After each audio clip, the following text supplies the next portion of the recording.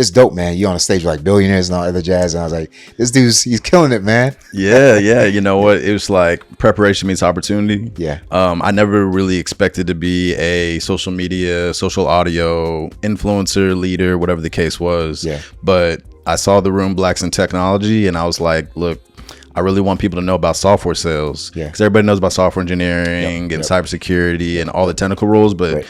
our people, especially Black people, African people, didn't know about software sales and the fact that people are making $250,000, $500,000, $1 million a year in this space, and it's kind of a good old boys club. Yeah. And I was always the only Black guy in the room, so that was my motivation at first, was just get on stage, let people know, like, hey, if you have sales experience or just the ability to communicate, you need no technical capabilities. You can just use business acumen and then these kind of principles and mindset.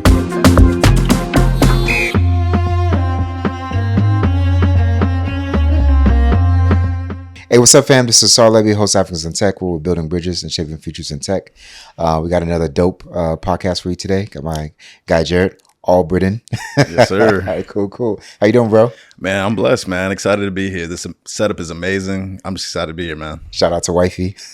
Shout out to Wifey all day, man. I can't take credit for this at all. Yeah. But yeah, Jay and I have been talking for a while now. I know we've been kind of, crossing, paths a little bit, trying to figure out what, schedules align. So I'm glad that you're able to make it, bro. Yeah, I'm glad you're able to fit me in. You're flexible, you know what I'm saying? Here in town for a work conference. Yeah. But glad we're able to make this happen. Yeah, welcome back to ATL, man. So what I usually do is just say, introduce yourself a bit to the guests. Nothing technical, just about who you are. And then we'll go from there, bro. All right. So what's up, y'all? Jarrett Albritton. I have a podcast called Big Tech Energy, where we highlight Black leaders in tech. Before I started doing the podcast, I've actually been in technology sales, software sales since 2006. Started my career off at IBM and then worked for startups, been part of acquisitions and IPOs. We'll talk about that probably during the podcast. And I'm very passionate about helping increase diversity in tech. So I've built a pretty big following off of that, do a lot of speaking engagements, and now I help subject matter experts get podcasts, conference stages, and basically turn their expertise into monetization. So that's something I'm excited to talk about a little bit as well. But yeah, that's about it. Awesome, man. So pop quiz, bro. Do you remember how we met? Honestly, I don't. Okay. Clubhouse. Yes. Yeah, bro. Yes. So you were on Clubhouse. You were speaking with like a bunch of like big wigs at the top, because I was like, who's this guy, man? He's just so poised. He's really good at speaking. Right. And then, Clubhouse was, of course, popping back then, during the pandemic, man. Yeah. Yeah, man. So I connected with you then, but it was a while since we kind of linked back up, because at the time I had a syndicate where we're doing like investments and stuff, and then I was looking for like guidance and stuff, and I listened to you. I don't know if it was Grant. I think you might have been on stage with Grant Cardone and like a few others. I was like, this is dope, man. You on a stage with like billionaires and all other jazz, and I was like, he's killing it, man. Yeah. You know what? It was like preparation meets opportunity. Yeah. I never really expected to be a social media, social audio influencer, leader, whatever the case was. Yeah. But I saw the room Blacks in Technology, and I was like, look, I really want people to know about software sales. Yeah. Because everybody knows about software engineering and cybersecurity and all the technical roles, but our people, especially Black people, African people, didn't know about software sales and the fact that people are making $250,000, $500,000, $1 million a year in this space, and it's kind of a good old boys club. Yeah. And I was always the only Black guy in the room, so that was my motivation at first, was just get on stage, let people know, like, hey, if you have sales experience or just the ability to communicate, you need no technical capabilities. You can just use business acumen and then these kind of principles and mindset. Nice. So it just organically went from 80 followers in November to 30,000 in February. Yeah. And that's when I started getting on the different stages. Yeah. And all those relationships are still relevant today. Nice. And obviously with this, it's another testament to it. Yeah. There's so many examples I could talk about Clubhouse, but it was a good time. Yeah, man. I wanted to kind of throw that in because I was like, he probably doesn't remember some of the nuggets that he shared with me there. So, thank you for a lot of those, because it helped push me forward, honestly, like to kind of get out a little bit more, because I'm weird to say, I'm naturally not a person that goes out. I'm not extroverted in the sense of like speaking in front of others. I'm not saying that all speakers are, but just seeing you speak, and I think others that were on the stage as well, talking about how they're not naturally inclined to, get on stage and kind of put themselves out there, but they just kind of went for it, and then they've been kind of succeeding. That pushed me forward to do like a lot of things that happened post, man. Yeah, I mean, as long as you are mission driven, then the whole like, what are people going to think and how do I look and how do I sound doesn't matter, because the mission is the key, like focus. So yeah, like for me, I wasn't thinking about like how many followers I'm going to get or, what are people going to think of me? I was just like, I just want to get information to people to hopefully change their lives, because I've been blessed by God through an amazing career that's afforded me 82 countries and, a decent amount of money but more importantly, like flexibility and freedom. And I just want all of our people to feel freedom and also, opportunity to create generational wealth. If I could talk to my younger self, I would have definitely gave them advice on how I spent the money. But, I'm definitely smarter and wiser because of it. I had no regrets. Yeah, it's hindsight, 2020, of course, but yeah, dope, man. So talk about like getting into like the tech space. Did you always want to be in tech space when you were younger? No. So my background was really like, my parents always said I should be a lawyer. Okay. Because I'm always like arguing out of some sort of situation or trying to convince them out of something else. And I got basically hit up to do a sales internship during college. Okay. It's a longer story. I probably won't get into it for this one. But ultimately I did a sales internship, was able to basically pay my first year of college off, do the sales internship. And then I did another summer, and then I did a summer with another company. So I had 3 summers of sales internship experience. And that's when I realized like, okay, I love asking discovery questions, identifying problems, and then providing solutions. And the whole methodology of just basically understanding where people are trying to go and then showing them how you can get them there. And being convicted about it and really believing in it. People will believe in it too, because you believe in it so much. And I really do believe in everything that I sell. I don't sell anything that I don't think is going to help somebody get to the next level, save cost, increase revenue, whatever. So I was really okay with any sort of enterprise sales job. Didn't have to be technology. I definitely had no technical skills or background during college, but I met IBM during the Career Expo. I told them about my story of how I did like door-to-door sales in college, super intense, 80 hours a week, all these things. So the reason why I did that job is, one, I saw that college students were making a ton of money doing it. But 2, I knew it would give me a ton of experience in terms of the interview story, the resume, and all the people that have done door-to-door sales, selling books with the Southwestern Company had achieved like really big things. And it's the character it built and the adversity you go through, and the ability to sell is, in my opinion, the most important skill you can have in life. But people are selling every day. They just don't realize it. And so I met IBM at the Career Expo. I told them the crazy stories of how I was knocking on doors in Kentucky and Minnesota and had the dog sicked on me and cops called on me and all the things, and I still made it through. And they were just like, okay, cool. You're crazy. Would never have done what you did. So you're not an MBA student, because that's who they're recruiting. But they were like, your story's so interesting. We want to invite you to a diversity hiring summit in Atlanta. And so for me, it's my first time going to Atlanta. They flew me out and they had a bunch of hiring managers. I went to New York City hiring managers because I'd watched The Apprentice in college and I was obsessed with the boardrooms and the buildings and all the things.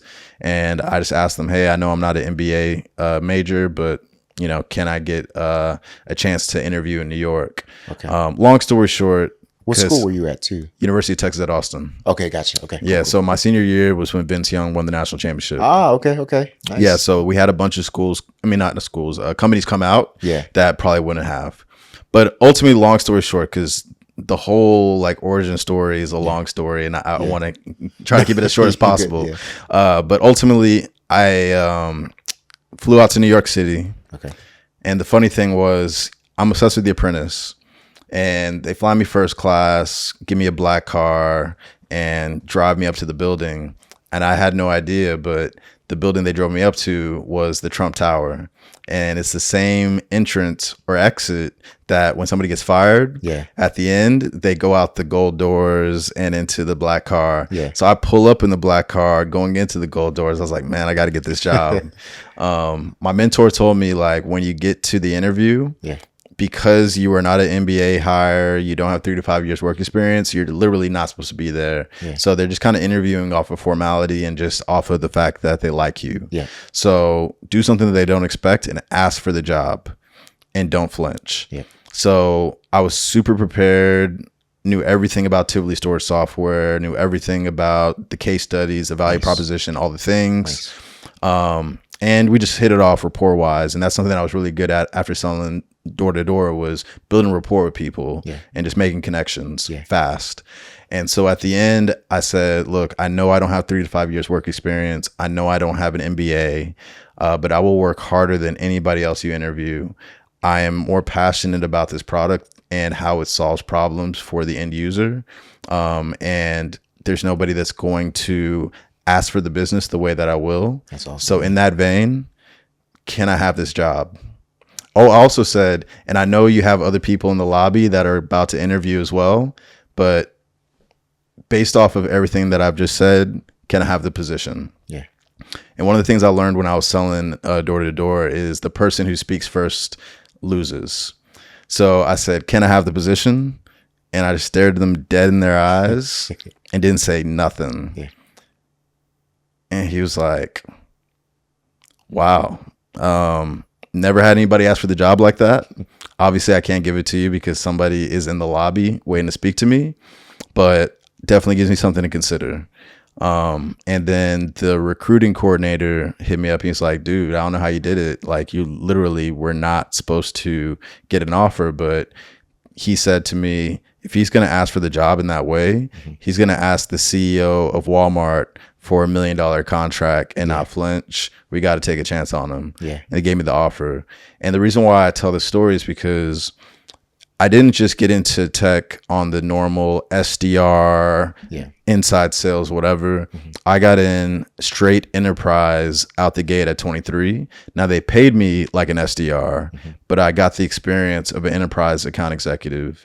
What's an SDR for people that don't know? A sales development representative. So that's like the first job you get in sales, where you're basically kind of going through the, you kind of like, you're going through kind of like not a hazing process, but it's like you have to basically hit the phones and call up companies to schedule meetings for an enterprise account executive.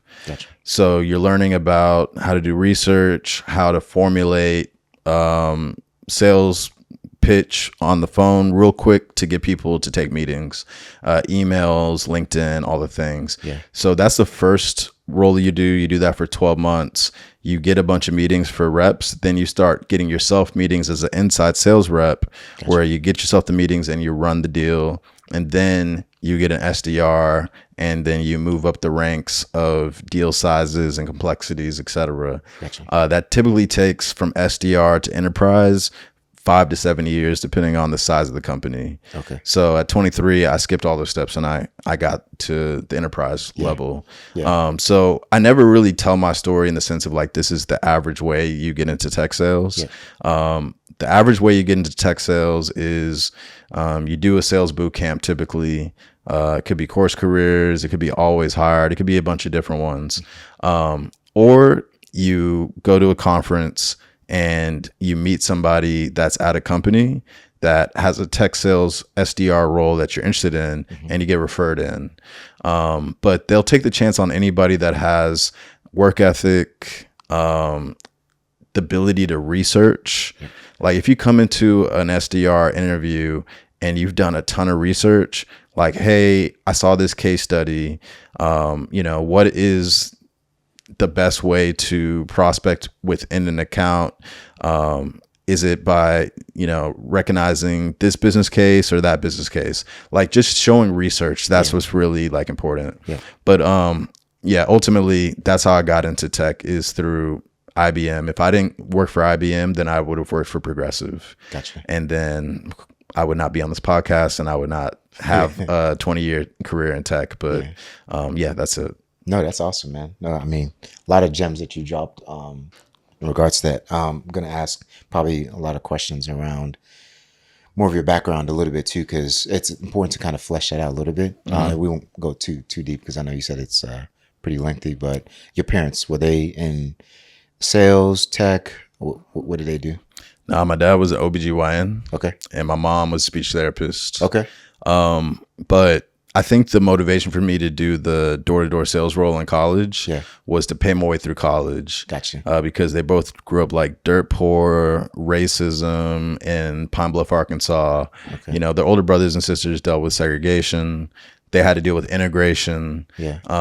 And, you know, they saw a lot of crazy stuff, man. Especially like Arkansas back in the 50s and 60s. Yeah. So for them to pay their way through college, through odd jobs, etc., and to become a doctor and a speech therapist, get married, and then basically give me like a top-notch education. Nice. And then I would come back to Little Rock and Pine Bluff around my cousins and see like the, you know, poverty that they were dealing with. Yeah. And our family was like the, you know, breadwinners that would kind of support everybody. Like when my clothes would not fit me, we'd send them to my other cousins. Yeah. I really gave me like a straight up gratitude and humility about, man, I'm so blessed. Yeah. Yeah. And it also let me understand like, yo, education is so important because it's the gatekeeper to opportunities, and it basically set me up for success. Nice. So, you know, in high school, I definitely was like on my BS, like, you know what I'm saying, have a lot of fun, got a lot of mistakes out of my system, but I still made really good grades because that's what was important to my parents. Right.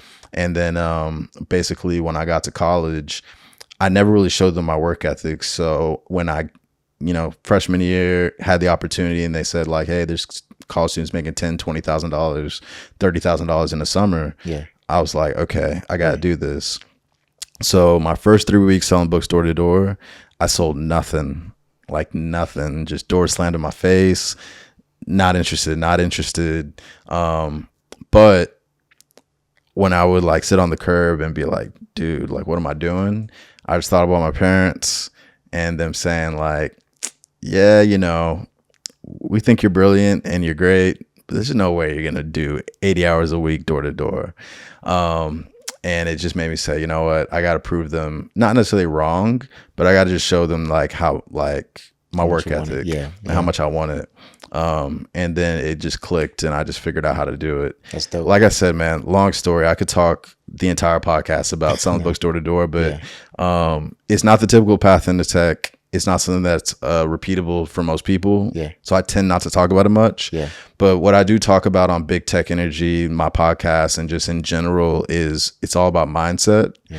And so the thing that I loved about the book door-to-door selling is it created a bunch of mindsets within me in terms of like every no is one step closer to the next yes. So like as I was getting no's, I was like, all right, bet I'm about to get a lot of yeses because I'm learning from every single no. And so every time I approach, I'm going to say something a little different. Yeah. Every time I get in the door, I'm going to, you know, ask a different question because obviously what's not working is not working. Yeah. So let's figure out what it is. So like those 3 weeks was like a boot camp of what doesn't work. Yeah. And then once I figured out what does, it was over. Clicks, and that's how I look at everything from podcasting to speaking engagements to entrepreneurship to whatever. It's like failure is a necessity on the path to success. Yeah. And the main thing you get from failure is learning how to be successful. Yeah. As long as you pay attention to why are you failing. And then the other things that I learned is like, or just kind of like was brainwashed with was do your best, let God take care of the rest. Yeah. So like, it doesn't matter what the result is. Did you do your best? Did you try your best? Whatever the case is, you know, focus only on what you can control. So whatever outside elements that were getting in the way of what I was doing, all I could focus on is like, is my attitude staying positive? You know, am I still working hard? Like those are the only things I can control. Yep. And so, yeah, I mean, that's why like when it comes to this whole like breaking into tech and this whole thing, I try my best to not just focus on like the certifications or like the flashy lifestyle that you can have, but like, what is your mindset when it comes to your career? Is it about being really curious from a authentic perspective? Are you really focused on value, like the value you give to your teammates, the value you give to your manager, the value you give to the customer? If you're just focused on money, myself, look at me on the gram, I'm working remote, all these things, like you are on the chopping block fast. So it's really a mindset thing. I mean, another set of nuggets. I was going to tackle the first set. You gave a lot already. The first couple of things you mentioned in terms of like hard work, I think that's one thing. It's been a recurring theme throughout the podcast. Like, hard work is extremely important in the tech space. Like, a lot of these, boot camps nowadays, like, oh yeah, get into tech, in 90 days or 60 days, whatever it is, or 30 days, with little to, whatever work, I can show you how to do it. Where the front selling is that, anybody can do it. Where the backside is like, all right, if anybody can do it, everybody would be in it. You need to have some sort of structure and consistency and hard work to be able to succeed and thrive in this space. And I don't think that's talked about enough. It's like a common sense thing, but it's one of those things that people don't lead with. So once they get into this space, or they try to get into the space, I should say, they find it really difficult to progress and to succeed because they didn't come in with the right mindset that, you talked about, where it's just more of me, and how can I make XYZ money, which isn't a bad thing. Making money is not necessarily a bad thing, but if that's your only motivator, it makes it really difficult to scale in other areas, because your focus is only on just the finances, and you don't look at the other things that can actually help build, in terms of like your ability to make a lot more money. So whether it's like speaking engagements, like you mentioned, whether it's learning different technologies in different areas that can help you, be leveraged on different contracts. Like, those are things that people don't talk much about. It's like a one stream, like, focus on like, I want to get into this sector, but then how do I move into the next area? How do I, scale up? And I think, to me, hard work is one thing you brought up, and then that internal motivator, like, you mentioned about, with your parents, not necessarily disappointing them, but not proving to them that you can do it. I wouldn't say I wanted to prove them wrong. I wanted to say, like, I wanted to make them proud. Okay. That's a more empowered way to say it. You know what I'm saying? But that's still important though, because it's like, it's a different motivator outside of yourself, just for yourself. And that, to me, I think is also something that's very important, because a lot of times, yes, it's good to, want to be able to achieve certain things for yourself, but after a while, like, that starts to fade. Yeah. Like, you need to have something else that drives you. And I think that, to me, is a big driving factor there. Yeah. I mean, to keep it very just straightforward, because I like, on Clubhouse, what made me popular was I could get to the point fast. Yeah. So I'm going to remind myself to get to the point fast on this podcast.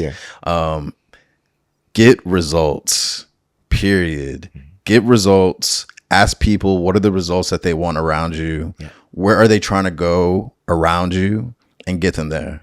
If you do that in tech, with your teammates, with your manager, with your customers, you will always have a job.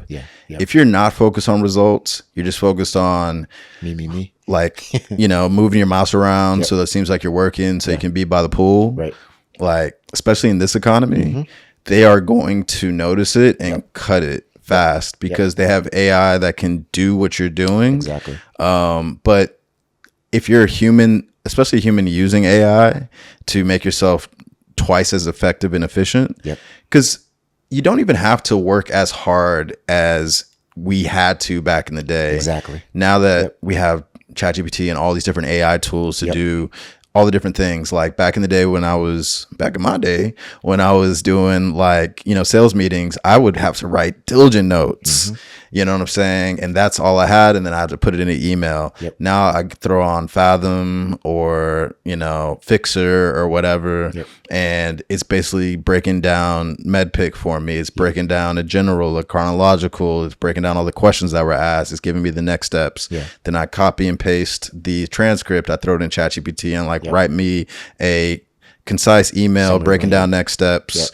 All right, take that email and make it a little bit less salesy. Yeah. You know what I'm saying? Yeah. Like, you don't even have to work as hard as you had to in the past, Yep. but you have to be super intentional about having value and delivering it always and always. Yeah. You know what I'm saying? And like, people on this TikTok era, they just want to have the status and the idea of being in tech. Mm-hmm. And for me, it's like, the people that are truly passionate about, coding, that are truly passionate about, implementations and things like that, like those are the ones that'll win. Yeah. And then when it comes to sales, I'd say being really passionate about getting your customers results.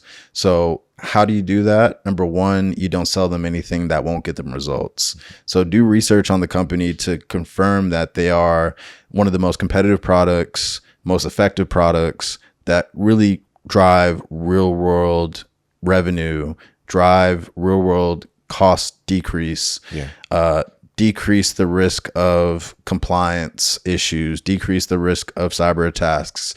Like, do the research on the company and be truly convicted that this company is going to serve the customer. Then when you get to the company, you have all these case studies, all of these business cases of how you've basically impacted other companies. It makes your job super easy. Yep. Like, oh yeah, you're trying to, it's so like, for instance, and we'll talk about it on the whiteboard, MedPick is one of my favorite sales methodologies. So it's, the metrics that they're trying to drive, and then identifying who's the economic buyer, what's the decision criteria, what's the decision-making process, what is the procurement process, implication of playing and like competition, and what else is there? The competition and like who's your champion. But like, for me, it's like, what is the biggest problem you're trying to solve, and how does the problem affect you? And then really being able to communicate how our solution solves the problem, but not just convincing them it can solve the problem, but be really interested in, when we close a deal, I'm going to work with customer success. I'm going to work with all the different departments to make sure the problem's solved.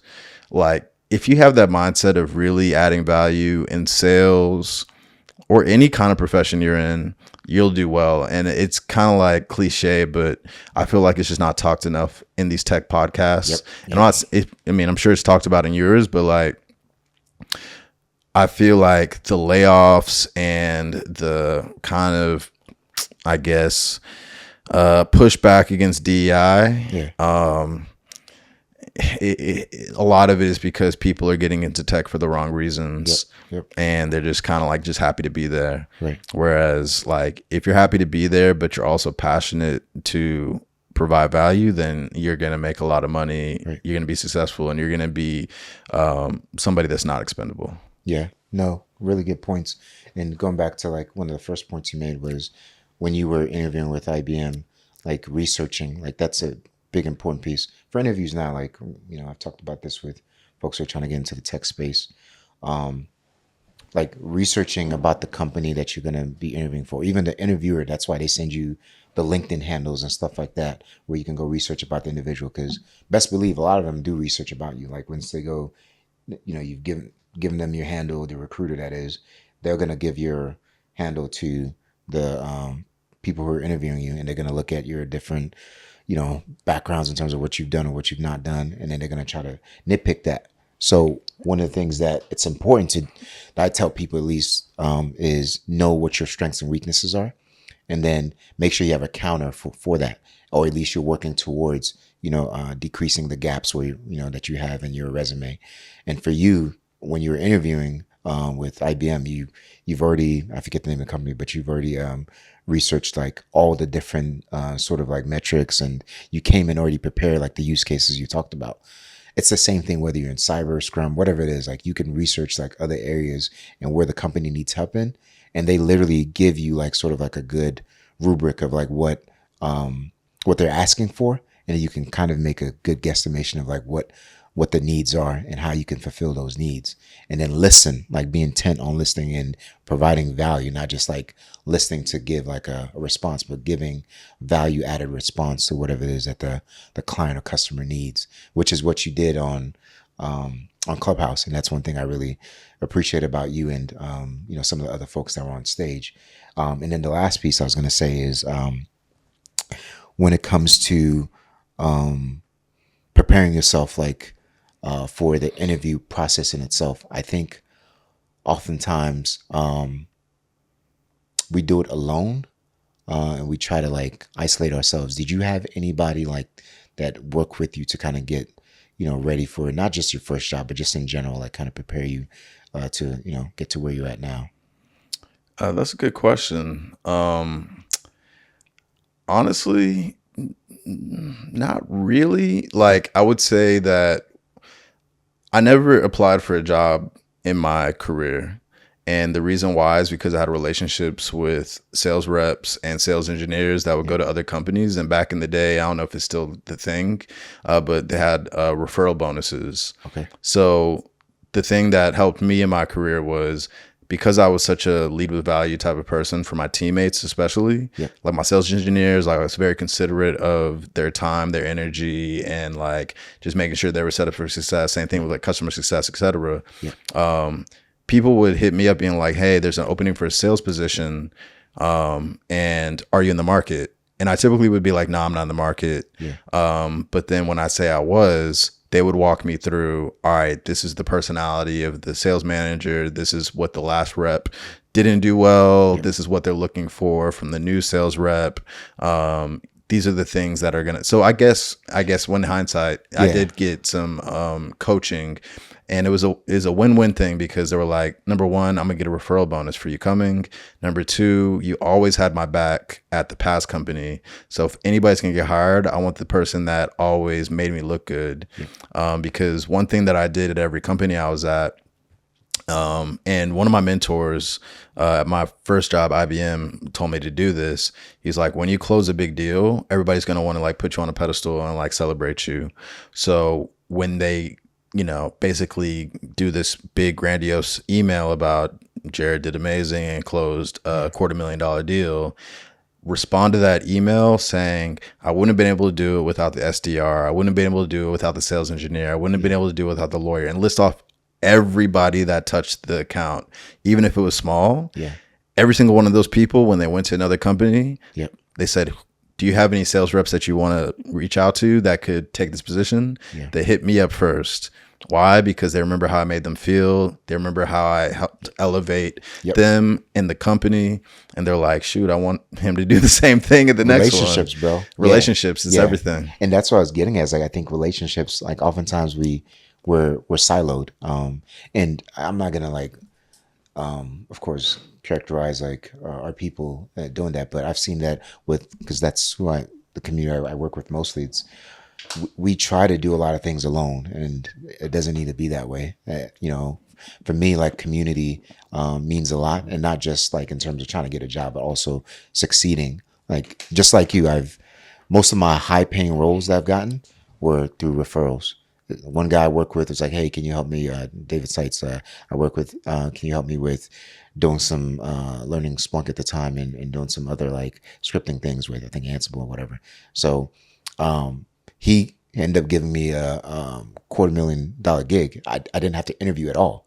Like literally, I just talked to the CEO, and then I just said, hey, I can do X, Y, Z. How would you help us, be able to secure containers and blah, blah, blah. I was like, okay, this is my plan, blah, blah, blah. And it wasn't more of like a technical interview. It was just more of David believes in you, so I believe in you. Therefore, you have the job. And you probably can testify to a lot of the same, experiences. And I know a lot of others who can testify to that. And the reason I'm bringing all this up is relationships matter. I don't know how much I can emphasize that, but it really matters in this space. You know? Relationships and reputation too, Yep. because you said like research, right? So number one, the more you research a company, the more they see you as invested, passionate, Yep. intentional, and that's important. But also they look at it like, all right, if they're going to do all this research for the interview, imagine when we give them the job, Yep. how much research they're going to do on the customers, research they're going to do on the product and all the details and all the things. Yeah. So it's just kind of giving them a preview to what they're buying. Yeah. And then the other thing is reputation. So like they are going to do research and say, all right, cool, give us some references. But then they're going to look at LinkedIn connections and be like, oh, we have this mutual connection here. They're going to hit them up without telling you and be like, yo, what was it like working with Jarrett? And if they say something negative, I'm out the gate. Yeah. Right. Yeah. So like you shouldn't just do things just to have a good reputation. You should do things because you leave a value. You want everybody around you to be better and be more successful. But like I'm just giving everybody like a warning, like, people do background checks that you won't ever know about. And, you know, thankfully I had a strong reputation everywhere I was, to where when they did the around the back without telling me background checks, it always worked out. Yeah. Yeah. Yeah. No, I know it seems like there's more you wanted to say, but There was, but I was like, nah, let me not go there. But yeah, I have recruiters hit me up all the time too. Like, hey man, what do you think about so-and-so? You know what I'm saying? Yeah. Yeah. I always say good stuff for the most part. Like, Yeah. you have to really, really be terrible for me to say anything bad about you. Yeah. But ultimately, like, those background checks are important. Yeah. No, I agree. Yeah. Especially if you work with recruiting firms like Tech Systems and Insight Globals and whatnot. So a lot of those companies, if you're already like on their docket, like they have some other candidate they're looking at and they see you have mutual relationships, they're going to ask you about the other candidate. That's bound to happen. And that's happened a lot recently. They're like, oh yeah, so-and-so say they've worked here. Do you know them? What do you think about them? So not just like folks that you are legitimately know and that you work with and that you like, but also folks that from a LinkedIn relationship standpoint, if they make comments on your post or whatever it is, they can hit them up and say, what do you think about so-and-so? Dude, it just happened before the podcast.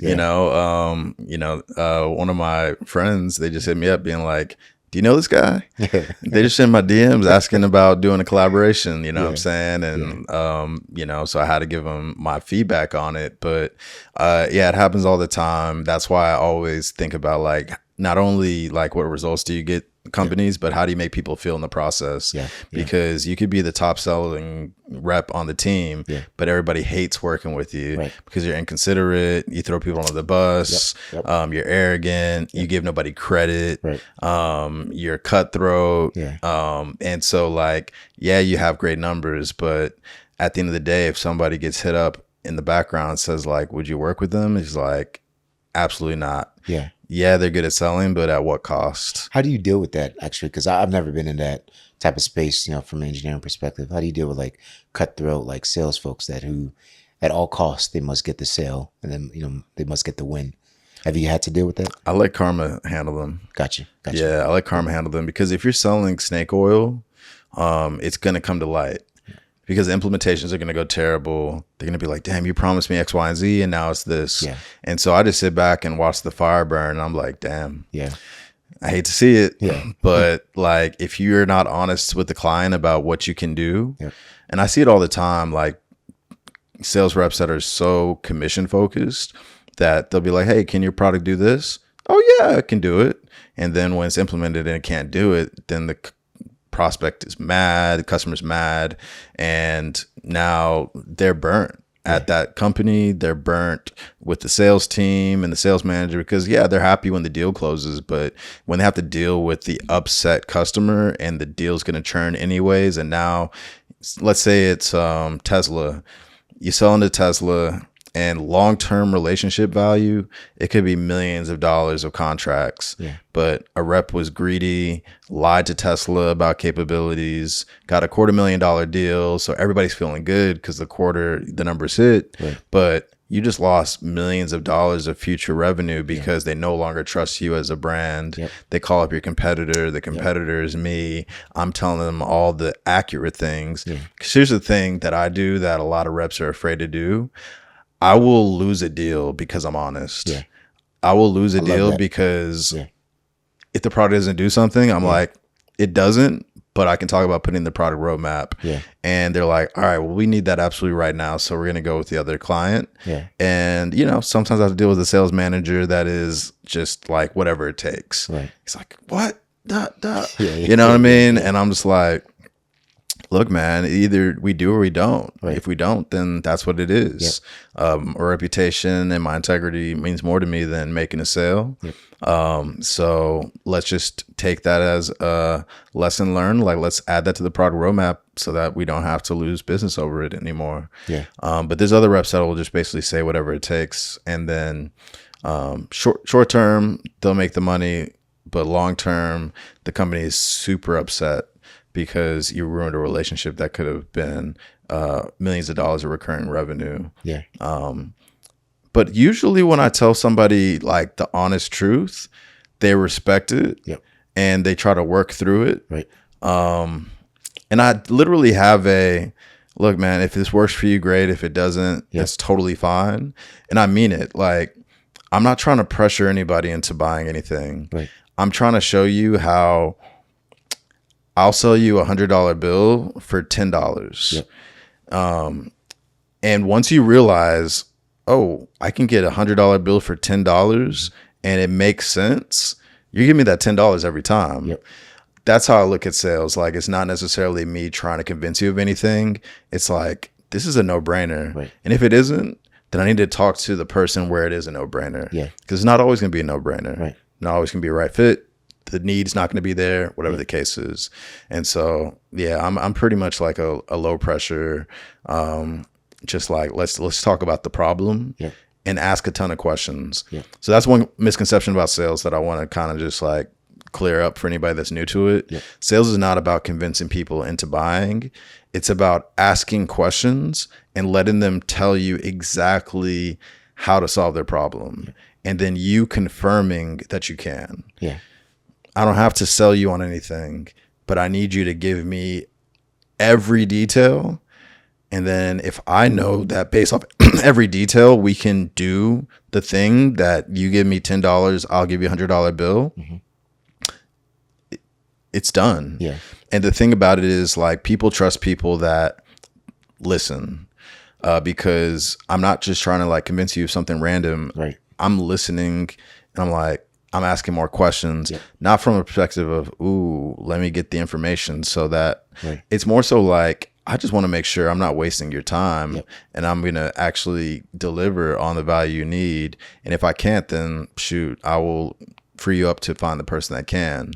So sales is super easy if you come from a place of being curious about solving problems, asking about the problem. They're going to lay out exactly how to sell them. But the difference between a sales rep with no integrity and a sales rep with a lot of integrity is, the sales rep with no integrity is going to tell you exactly what you want to hear. The sales rep with integrity is going to tell you exactly what's the truth. And the truth will set you free. The truth will make you a lot of money, and you might lose some deals. I look at it the same way with dating. Like, I'd rather have a woman like not get with me because I'm completely honest than get with me off of false pretenses. Because at the end of the day, it's gonna last. It's not gonna last. You know what I'm saying? And it's gonna waste time. Feelings are gonna get hurt. All the things. Like, focus on the long-term success. Same thing with the interview. Don't tell people that you have, C++ certification, all this stuff. And then you get there and you're staring at the screen like, what do I do? And I feel like so much of that was happening. And now with AI and ChatGPT, people are like, oh, this sounds good. It's like, but is it accurate? Can you deliver that when you get there? Because trust me, like, as soon as you get the job, they're like, all right, cool, C++, PowerPoints, this, that. It's time to deliver. 2025 especially, man. it's about delivering. If you're Yeah. not delivering, you're Yeah. out. Yeah. Yeah. Look at the news, people. Like, Yeah. come on, this Yeah. ain't fun. And that's why, like, just to keep it a buck, and this is part of the thing of like being so honest that you'll lose business. Yeah. Like, I'm gonna be so honest in 2025. I'm no longer in the whole break into tech space thing anymore. Gotcha. I'm more into the whole like take your tech experience and monetize it, because I think that's an authentic way in this attention economy to really have job stability, monetize off your knowledge, all the things. But like the whole break into tech space, I was heavy in that during the pandemic when George Floyd, Yeah. DEI, and tech was on a hiring spree. I had so many recruiters being like, because I used to host rooms on Clubhouse for like 40 people, recruiters on stage, and like helping Black people get into tech. We got 100 people into tech in those rooms. Yeah. They were like, yo, I want some more Black talent. Like, give me the Black talent. Give me the Black talent. Yeah. So hell yeah, I'm promoting, yo, Yeah. Yeah.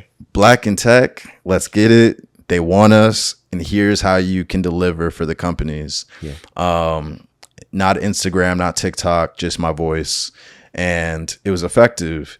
But yeah, man, I mean, like with DI, with AI, with the economy, it's just not, it's disingenuous for me to be on some like break into tech influencer stuff. Yeah.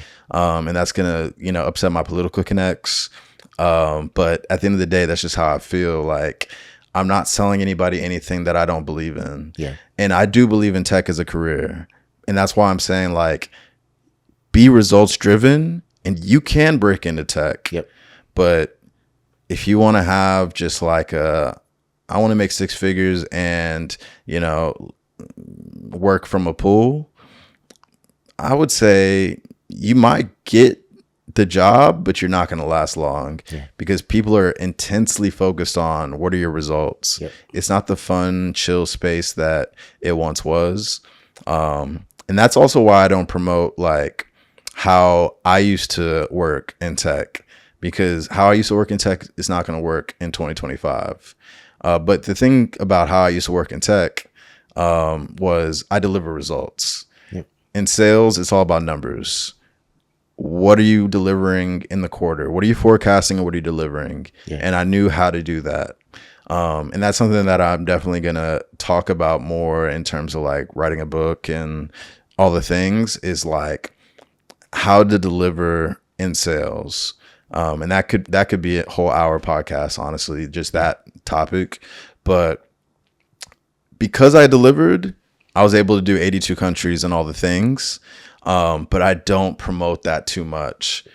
HR leaders hate that. Recruiters hate that. I'm not going to do that. Yeah. Because I'm not going to set up people to fail and think, okay, I can do 82 countries and work 20, 30 hours a week. Yeah. The thing was, like, I was super committed to results. Mm-hmm. If I wasn't getting results, I was going to do 80 hours a week. Yeah. But I figured out how to get results. And just to give people the gems real quick on how I got the results. 1, get a sales job that you can grow accounts. Not an account where you have to give it away when you make the sale. Gotcha. So growing accounts. 2, under promise, over deliver when selling. So say like, hey, I'm going to 2x your revenue once you implement this automation, technology that's going to be able to, basically help drive meetings double and then help sales reps increase their closes by X. Okay. For a fact you can get them 3x.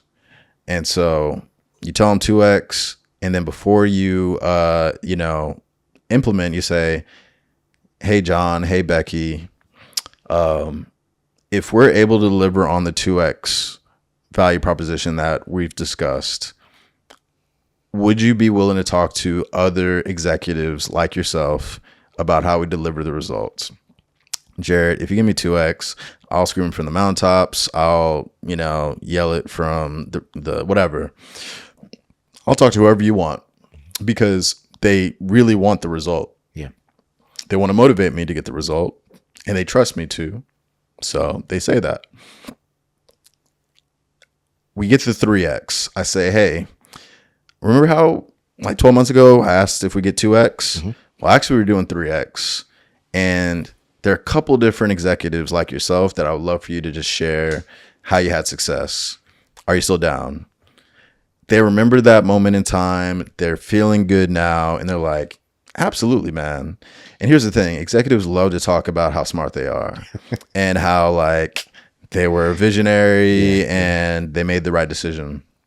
So instead of me going through these long sales cycles with these executives that will never want to talk to me, gatekeepers won't even let me even speak to them because, you know, they have a million salespeople trying to hit them up. Yeah.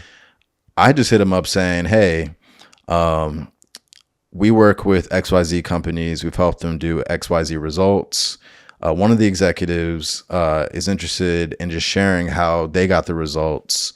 Would you be down for just a quick intro call with executive from, let's say it's like, you know, the executive from, you know, Panasonic and they, you know, executive from Walmart, not competing. The executive from Panasonic wants to share how they were able to increase sales by whatever. All right, I'm down to talk to the executive from Panasonic. Executive from Panasonic hypes us up, hypes themselves up. Yeah. That took a 9-month, 12-month sales cycle where I'd had to go up the ladder to get to this person, where I get straight to that person. They talk to the executive. The executive has no reason to lie. It's a lateral movement at that stage then. Now they push me down to everybody I would have had to work up to. Yeah. And I'm getting the deals closed like that. Nice. So long story short, I'm having people that can vouch for me sell on my behalf. So because of that, I was able to work like 20, 30 hours a week because I could predict how I was going to close the deals, but I could never tell my job that. That's why I didn't have a social media. Yeah. Because, and that's why I get so frustrated when I see like TikTok influencers be like, hey man, I'm working from, you know what I mean? I'm like, dude, don't do that. Because if I would have done that, one, I would have lost all my privileges, but two, they're looking out for those privileges from somebody else. Yep. That's a whole nother topic. Yeah. But that was the strategy. Yep. So anybody I work with one-on-one, that's how I tell them, like, this is how you can make a ton of money in sales without having to work that hard is one, well, you have to work hard up front. Yeah. Yeah. But like, once you close the deals, over deliver on the success, get them to commit to talking to others when you do so. And once you do that, you just rinse and repeat. Keep doing that, keep doing that, keep doing that. And so, but yeah, like it was still like hard work, smart work. Mm-hmm. And yeah, maybe if I worked 80 hours a week doing that same strategy, maybe I could have made more money. But I also believe, you know, experiences are greater. So no, I mean, really good points. I think also going back to what you were saying with, I think people maybe the word, it's not the right word, gloating about doing all these excursions and stuff like that while on the job. I don't know. For me, I'll be honest, that ticks me off. It's like you're messing opportunities, not just for yourself, but for others as well. Now your company's going to lock down on, you know, policies and all this other stuff because you're not gloating that you're working in XYZ and you're not doing anything, where you could legitimately got work that would normally take others 40 hours to do. You could have done it in 20 hours, but instead of spending the other 20 hours doing some other stuff on the low, you're now gloating about this stuff. And I think a lot of that's why Elon, which, you know, I think he's been one of the biggest supporters of like bringing folks back into the office and stuff like that. Him and, you know, Zuckerberg and all these other folks are starting, like they started driving right after that. It's because a lot of people started posting like, oh yeah, I'm on islands, I'm doing whatever. I'm like, that's cool and all. That's fine that you're doing that, but just keep it yourself. There's no need to publish all those things out there. And I think a lot of folks that do that, it goes back to the self. Like it's just the desire to kind of feel like they're bigger than, you know. And honestly, it's what everybody wants. Yeah. So like, I know for a fact if I would have lifestyle marketed and flexed harder and talked more about that kind of stuff and said, you can have it too, I'd have 5x the amount of followers and, you know, I could have made a ton of more money off of people wanting that dream. But at the end of the day, I know they would not be able to execute on that. And then the long term is the other aspect of it. It's like, they may see just the upfront things that you show them about, hey, this is me doing 20 hours and I'm still at, XYZ parties and whatever it is, but they don't see like the back end of like, this is the amount of work I put in. This is the number of years I put in to get to where I'm at. And most people don't care about that. They just care about the flaunting and all the,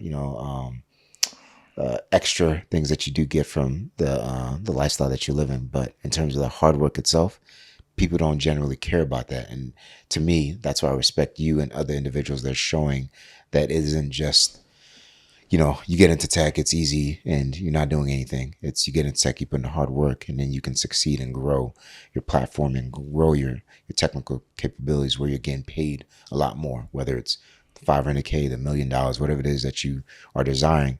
There's hard work that people are putting behind the doors that you are not seeing.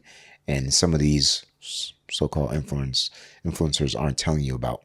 And one of the, I think, posts we're talking about in the car, you had mentioned on your page, and you can correct me if I'm wrong with this. It was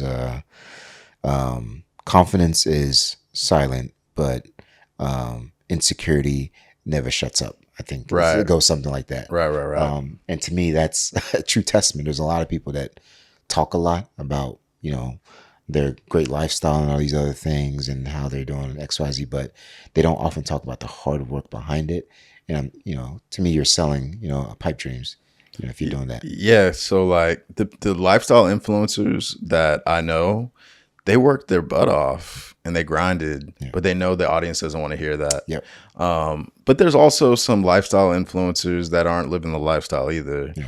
And so the braggadociousness and the chest thumping, etc.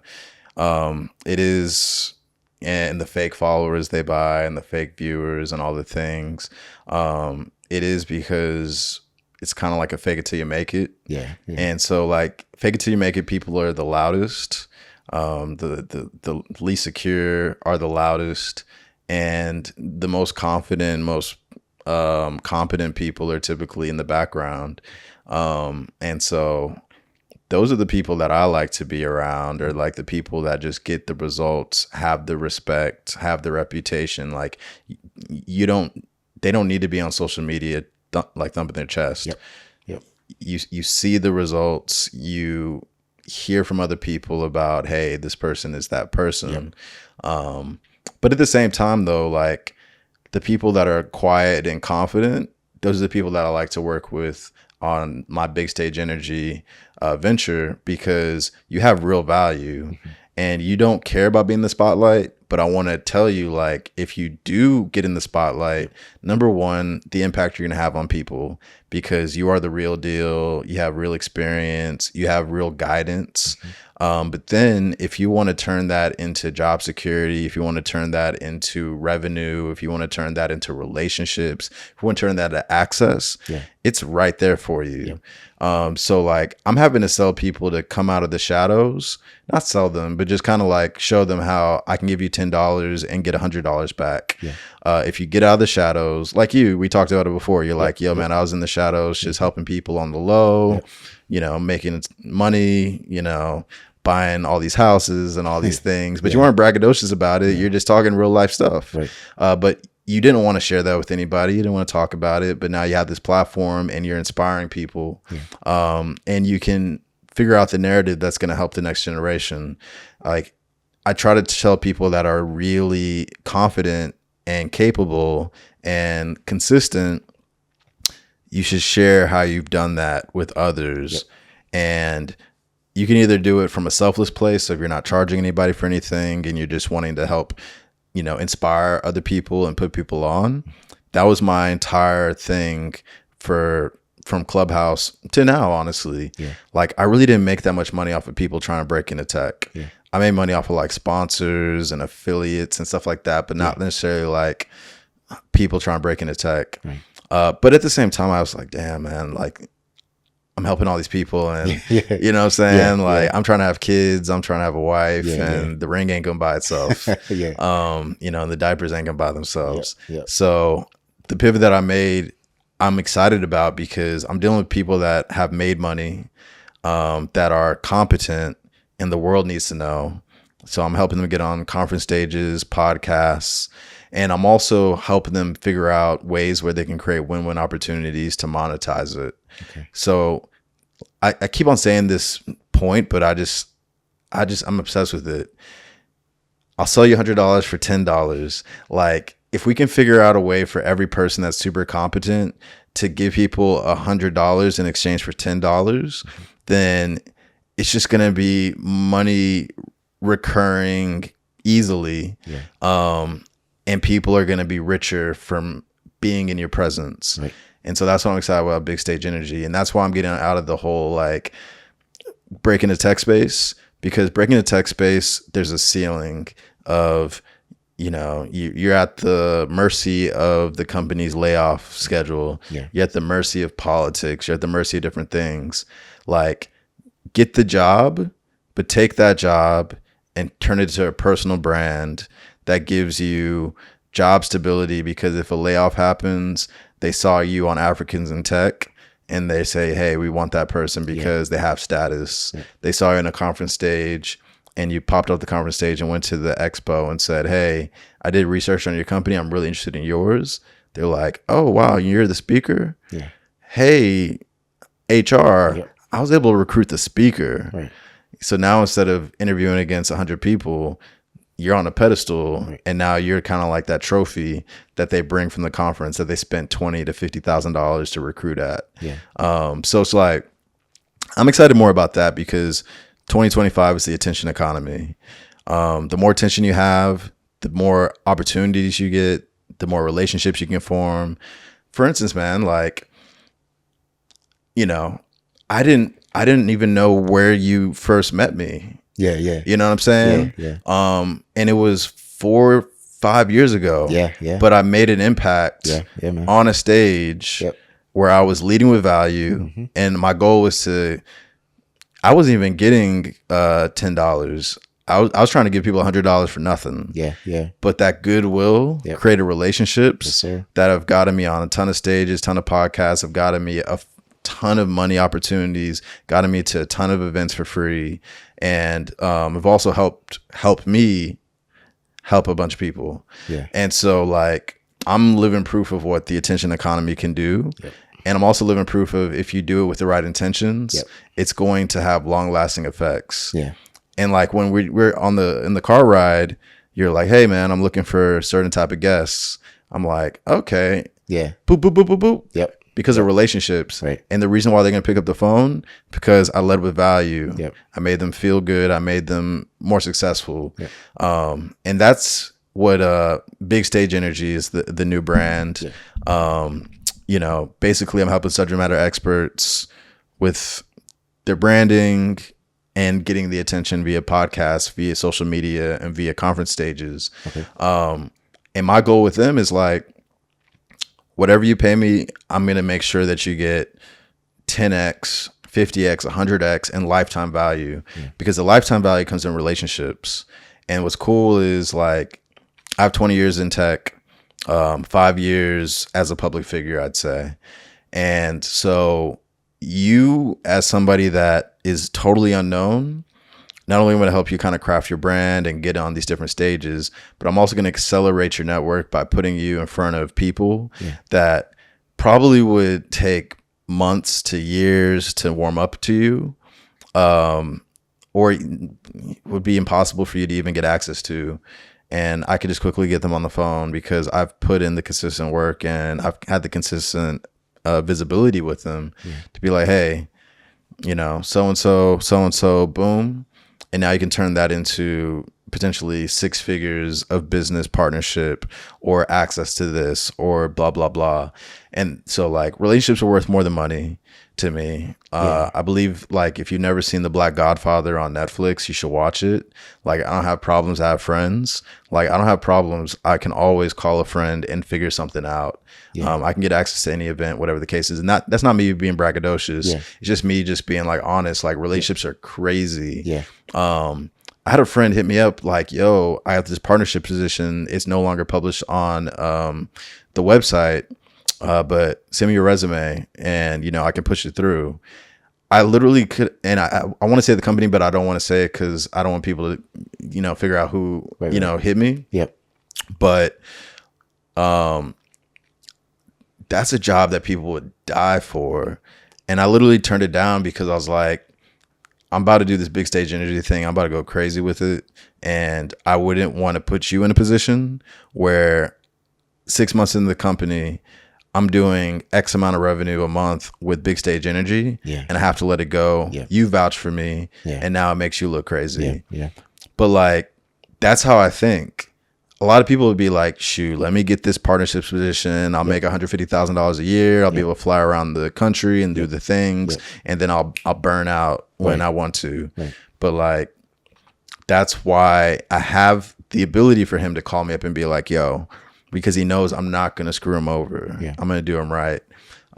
So yeah, I mean, that's probably a little tangent, but like, I'm super, super excited about this next chapter. Nice. Because yes, you're making six figures in tech, but this economy, this environment, AI, nothing is safe. Yep. But what gives you safety is visibility, in my opinion. Yeah. And what gives you safety is relationships. What gives you safety is strangers knowing, trusting, and liking you. Yeah. And being willing to give you money or give you opportunities. How do you tackle? Because I know a lot of folks in that space, in that sort of like area, I would say, where they're skilled, talented, but they're very shy. They don't like to be sort of in like the center stage. How do you handle that? First off, I'm not like super extroverted. Like, the sales that I would do is just asking questions. So, but when it comes to tackling that, I would just say, what is your purpose? What are you really trying to leave people with that'll make them better? And if you get into that, then your shyness doesn't matter so much. Gotcha. It's really just about like, I want to help kids be inspired to do cybersecurity. The mission itself. Be mission driven. Yeah. If you're mission driven, it'll take the nerves out of it, all the things. If you're selfish driven, then you're focused on, what do I look like, and how do I sound, and what are people gonna think, and all the things. Yeah. So that's how I help people get around it. Nice, man. There's another thing you had mentioned that, oh my God, it's escaping me now. I'll come back to it. Let's talk a little bit more about the big stage energy. Like, how'd you even get started with that, bro? So, I mean, Clubhouse turned into 80,000 followers. As I was ascending to 80,000 followers, Afrotech hit me up. They were like, yo, love what you're doing. We have a, conference that we're throwing in the metaverse because of the pandemic. Yep. We'd love for you to, help promote it. And so once I started doing rooms on Clubhouse for Afrotech, and that's another way to build relationships. Yeah. I called up people that I did not have access to, but I knew they knew Afrotech. Yeah. I'm like, hey, I'm hosting this space on Afrotech. Would love for you to be on. Nice. They didn't know who I was, but they're like, hell yeah. Yeah.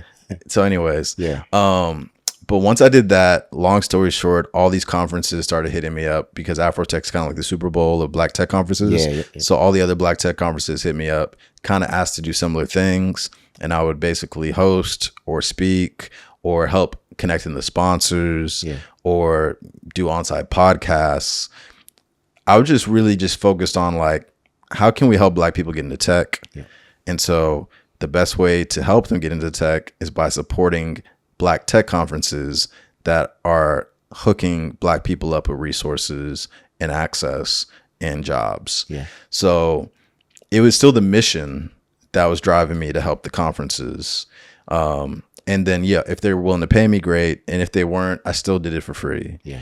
That's dope, man. So I mean, I put in a lot of free work, but it wasn't free because the benefit was the feeling of I'm really helping our community get on and create generational wealth. Yeah.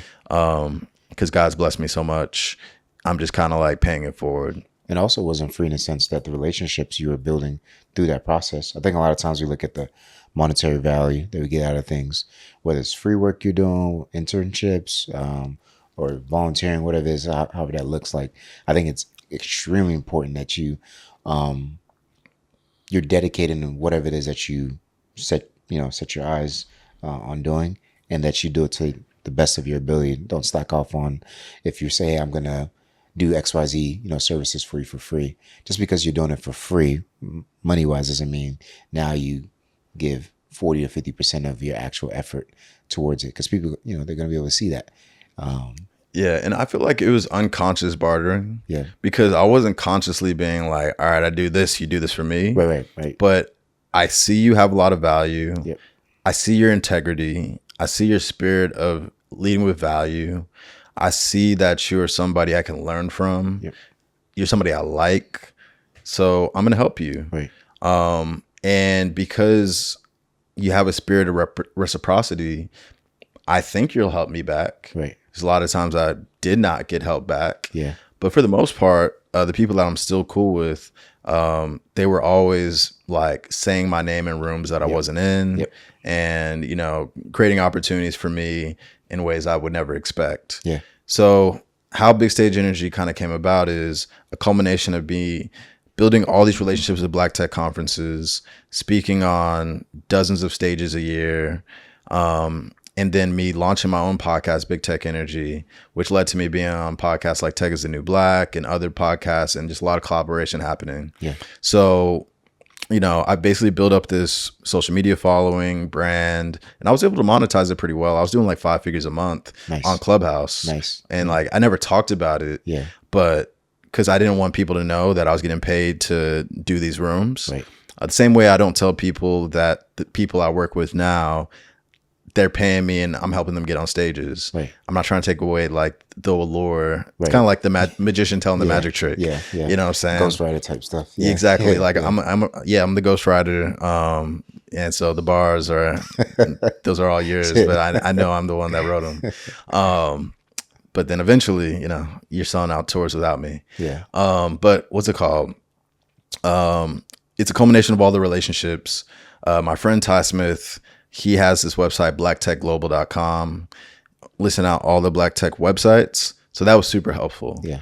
And so I just, on Instagram, early this year, I just said, like, on a whim, I was like, hey, if you'd be interested in taking your subject matter expertise and getting on conference stages, guessing on podcasts, and monetizing based off of your knowledge in the tech space, hit me in the DMs. I'd love to have just like a 15-minute conversation with you. Yeah.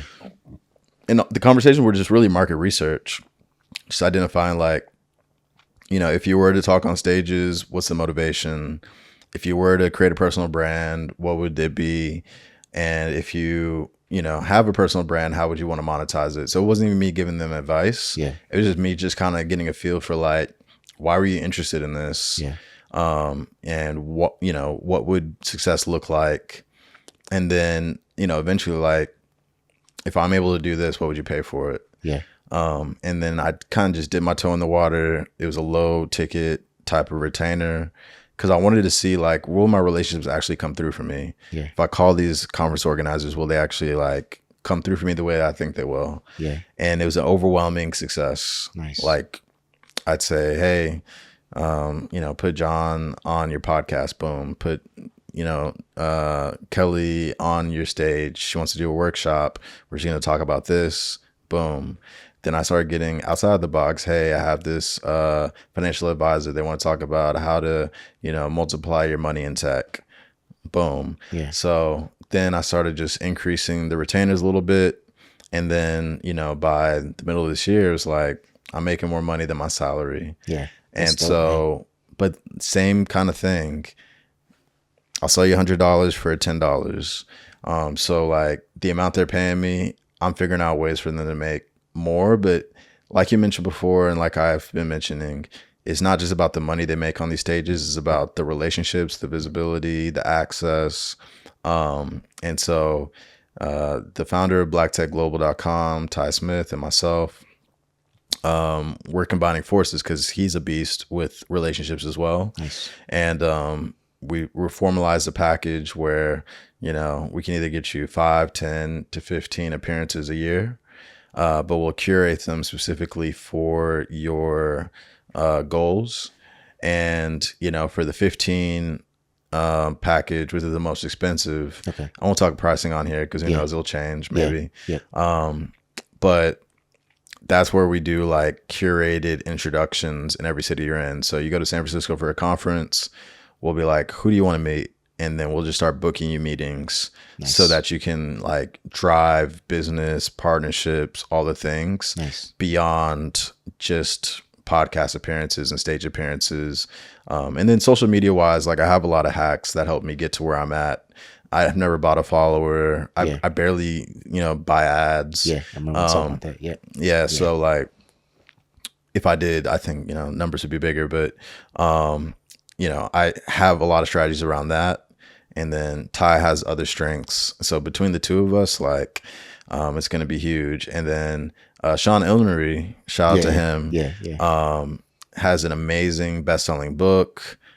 He gets paid a ton of money to speak. He gets flown out all around the country. So I look at him as like big bro in the speaking space. Yeah. Because I get a ton of speaking engagements, but I ain't getting paid like he does. So he gave me the blueprint of how to become a paid speaker. Gotcha. And so shout out Sean. Sean is a man. And so once I execute his strategy, which, I'll give you all the gem, like slight gem, write a best-selling book. Write a best-selling book. Man, I wish you make it sound so easy though, man. Like number one, there's AI. So basically, like the way I'm gonna do it, and I'll talk more about when I actually do it. But AI is great. Like I could just record myself just talking about my life story, philosophies, strategies, all the things. Then it's going to summarize it with AI notes. And then I'll take those AI notes, put it in ChatGPT and be like, take these notes and outline a book by chapter. And then from there, I can kind of fill in the blanks. So it kind of just saves me a lot of time there. Like low key, and I would never like sell this without splitting the profits with Sean. But I recorded the conversation he gave me, give me all the gems about how to get a paid speaker. I put that in ChatGPT and I was like, outline this as an ebook. So I have this ebook in my drafts that's basically like how to become a paid speaker, and it is fire. So when I did that, I was like, okay, I can write a book pretty easily. And then the strategy to become a best-selling author is Amazon, you choose categories like a niche, and you understand how much do I need to sell in the first week to become a bestseller. Then you take that book and you get put onto a speaker agency. Speaking agency was like, all right, cool. Here are the, conferences where based off of your book, we'll send it out to them. They'll read it. You'll talk about that topic that's disruptive and innovative and whatever. And your rate is, let's say, $10,000. You say, all right, pay the speaker agency their cut in cash, but just pay me by buying that amount in book sales. Gotcha. All right. So the conference is happy. They're like, hell yeah, because we're going to pay you this anyways. But now we can add value to our attendees by giving them this book. And that's going to make them feel good. It's going to add value, all the things. So it's a win. They're always going to do it. And then so say you need to have $5,000 in book sales to be the bestseller. You got them to buy $10,000 worth of books. You're a bestseller. Now you're a best-selling author. You put that in your press kit, and you continue to do a hybrid of book sales and speaking engagements, and you're like 3 weeks straight bestseller. Like, you know what I'm saying? Like you kind of rig it. I mean, that was a lot of game that I just gave, but good game though, cause it's a good game. And so ultimately that's how you start getting the paid speaking, be a best-selling author, and structure your speeches around the book. Gotcha. Because if you're just a subject matter expert like tech sales, Yeah. they're not going to pay you 10 grand to talk about tech sales. But if you talk about like your book and the methodologies of your book Yeah. and disruptive perspectives around sales, not just like how to get into tech sales, but like how to take your business and increase sales by this through this methodology, it's different. Yeah. Especially when like people like are rocking with the book. Yeah. You're almost like a celebrity low key. Nice. And so, yeah, he gave me the gems, man. He gave me the blueprint. So like once I execute on that, I'm going to basically like break down the standard operating procedure. But yeah, Sean's definitely a partner on the I thing. think that's his book, like back there, Sean. By the time this podcast airs, your book would have been read at least probably 2-3 times now, because you gotta. Dang, what's the name of his book? I want to plug So it. you can actually pull it right there, right behind you, bro. Right in there. Yep. Yeah. So Yep. yeah, man. You don't owe happiness. Yeah. Yeah. Yeah. And he gave me the whole, like, check this book out. Yeah. Sean Illery, this is the dude right here. Yeah. And I will have read it, Sean. I promise you. By the time we met, at least 2-3 times, bro. yeah. No, I'm definitely gonna read it as well. I'm gonna Yeah. buy it. I'm not gonna ask him to give me one. Yeah. And he broke it down. He's like, it was a LinkedIn post. Yeah. Where it was just the mindset around managing employees and how you don't owe them happiness, Yeah. but you owe them purpose. Yeah. And that's a disruptive thought. Yeah. So the name of my book and the disruptive thought, I can't say yet, but I have a unique approach to sales that I'm going to encapsulate in the book and then turn that into a workshop that you can sell to corporations and all the things. And yeah, so, but Big Stage Energy was ultimately me having friends and experience and testing out the market to say, do y'all care about this? Yeah. And then proving out that I can over deliver on the value. And with people that have high ticket products, you're giving me $10, I'm giving you 10,000. Like, Yeah. it's crazy. So, and then, you know, instead of asking for 10, I'll ask for 100, then I'll ask for 1,000. Yeah. But as long as I'm over delivering on the value, like Myron Golden, he's one of my favorite people on YouTube. Yeah. They're like, how can you ask for $375,000 for a day of, you know, coaching, or, you know, $50,000 for an hour? Yeah. It's like, man, That's what his asking price is? I something like that. Okay. I don't quote me on it, but Yeah.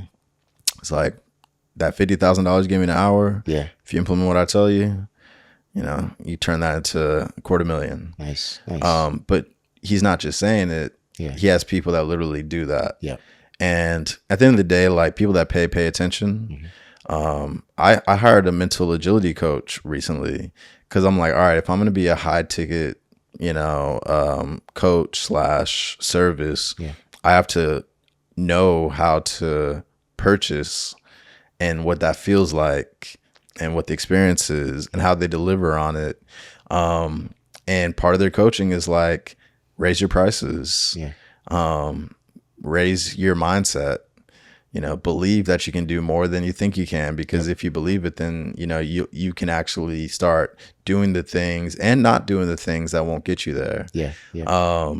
So yeah, like, mindset is going to be my new bag. So it's like not just attention economy and like making money off your personal brand, but like you mentioned, like, if you're introverted, you don't believe in yourself, you don't think people are actually going to want to buy from you, you're not good at sales, Yeah. you're not a good speaker, you know, I'm not an online personality, whatever those limiting beliefs are. Yep. Through the testimony of how I'm doing it with myself, like when I was on Clubhouse, I was just like, man, I'm private, I'm this and that. But like, it's the mindset and the belief. Basically, I think, what's a quote? Because I'm definitely going to be reading so many books and podcasts that I'm going to probably just be regurgitating a lot of stuff. Yeah. Yeah. But I'm going to do it in a way that's authentic to me. But like, it was like, expectations and ability, like, expectations versus ability, your expectations will always win. Does that make sense? Yeah. Yeah. So like, if you are able to make $100,000 a month, but you expect you can only make 20,000, that expectation is always going to win. Gotcha. Yeah. You know what I'm saying? You drive towards that. If you have the ability to run a 6-minute mile, Yeah. but your expectation is, man, I can only do a 9-minute mile. Yeah.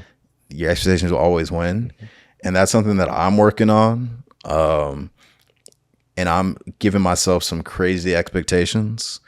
But I am confident that my ability can do it. Yeah.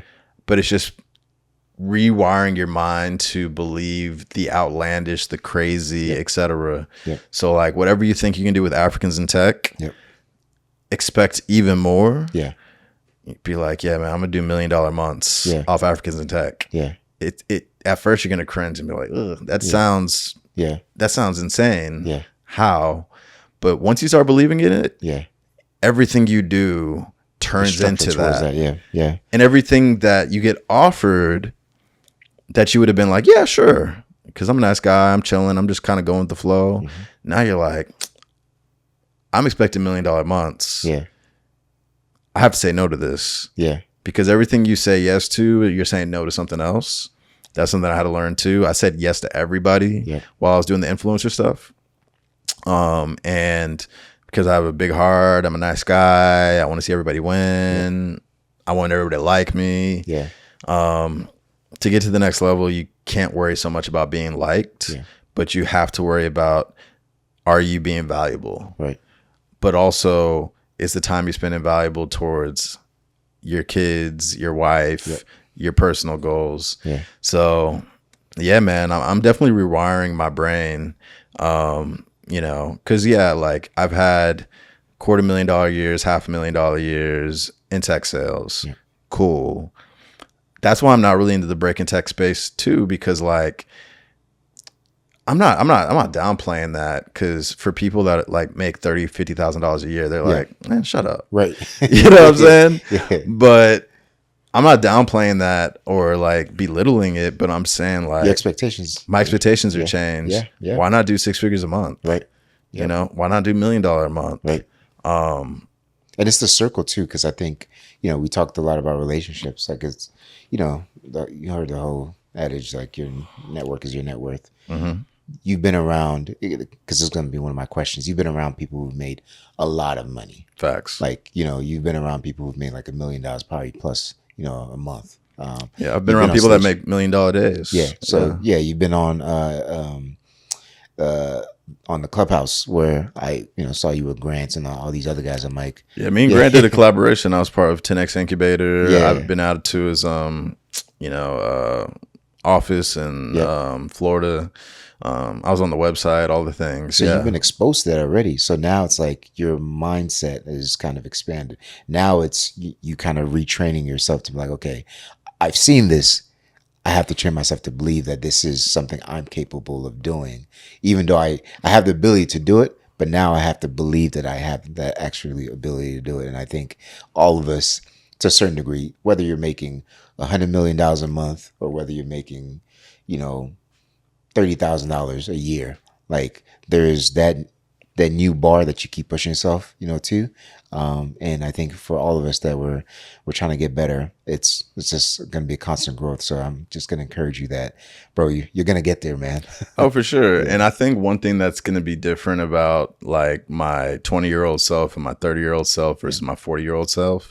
So I want to be clear to the audience. I'm like 41 years old. I'm not ashamed of it. Yeah. So don't compare yourself to me if you're 25 or 32. Mm-hmm. Like I'm 41. Yeah. I've lived life. Yeah. What's going to be the difference for me, without getting too preachy, is like I have a way stronger belief in God than I did before. And I always believed in God and I always was like spiritual, but like a real like study on how to become a man of God and really believe in something bigger than myself. Like I've always been like about helping people, but my principles and my belief is just different. And then what I feed my mind in terms of the books that I'm reading and the podcasts that I listen to, you know what I'm saying? Like, I'm really conscious of what I'm looking at on Instagram and TikTok and all the things. Like, I'm basically just surrounding myself with greatness Yeah. in a way that I've been surrounding myself with greatness. And that's what's resulted in the results I've gotten.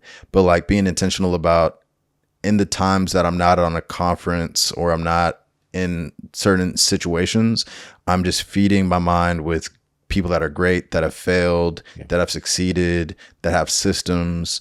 That's another thing I'm really focused on is like systems. I'm really focused on investing in cash producing assets. I'm focused on working out and being healthy. We talked about that before the podcast. I'm focused on like, I'm focused also on like initiatives that are like win-wins in the sense of there's this organization that I met called My Daddy Taught Me That. This amazing black man named Keenan Lake that is in Asheville, North Carolina. And he's basically just helping young boys that don't necessarily have the right mentors and influences in their life, creating structure, programs, etc. So I'm like collaborating with him, and his wife has an organization called My Sister Taught Me That. And so it's just like not just focus on making money because money will come, but really focus on like what is God's purpose for my life? What's God's purpose for my impact on others?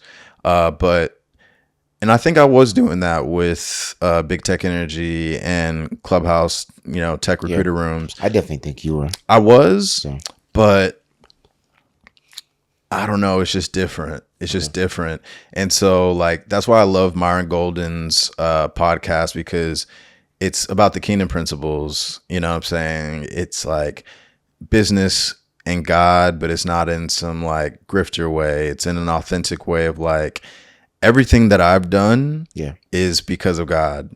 Like the sales that I've made, the countries I've been to, the podcasts I produce, like, I don't know, it's just a different type of humility and like realization. It also takes away the stress of adversity or the stress of, you know, what is it going to look like? What are people going to think? So like when you're like, how do you get people to be less introverted? You know, without being like overly religious to them, I'd be like, let go and let God, like really just let God work through you, and don't be so focused on like what it looks like. Focus on what the result is for yourself and others. And so I think that's where the belief has changed, because it's like, whatever happens, it's only in my best interest towards the goals that I have. And so I'm not going to get discouraged if it doesn't happen overnight or whatever the case is. But, you know, I'm very confident, though, that it can happen as fast as I want it to, but I'm not going to be discouraged. And then also, you just know, like, adversity will come. So I'm still kind of crystallizing how I want to talk about that, because I'm somebody that never wants to push religion on people. And also want to respect people that are atheist or Muslim or whatever.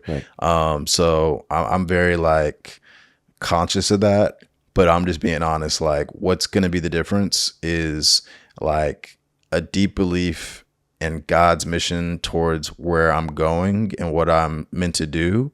And then my biggest purpose, and something I really respect with you, is the fact that like you're a married man with kids. Like, that's my goal. I want to be a married man with kids, and I want them to be set up for success. So I'm super inspired by like your house, your setup, your situation. And I know like comparison is a thief of joy. So I'm not going to compare myself and be like, oh man, why don't I have that?